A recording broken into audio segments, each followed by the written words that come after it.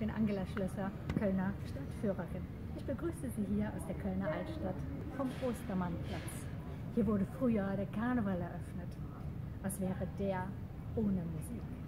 Tatsächlich ist es ein Alleinstellungsmerkmal von Köln, dass wir so viel eigene Musik haben wie keine andere Stadt in der Welt. Eine Legende der Kölner Musikgeschichte ist Willi Ostermann. Ihm ist dieser Schöne Brunnen gewidmet und seinen Charakteren. Zum Beispiel sieht man hier Schmitze Bill. Was hätt die? In Poppelsdorfen Villa. Alles in Folge eines Fisternölchens.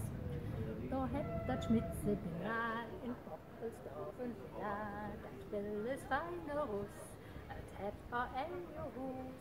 Ja, was ein Fisternölchen ist und was sein Hit Heimweh nach Köln im Zweiten Weltkrieg für eine Rolle gespielt hat, das können Sie bei einer Stadtführung erfahren und vieles mehr. Herzlich willkommen in Köln.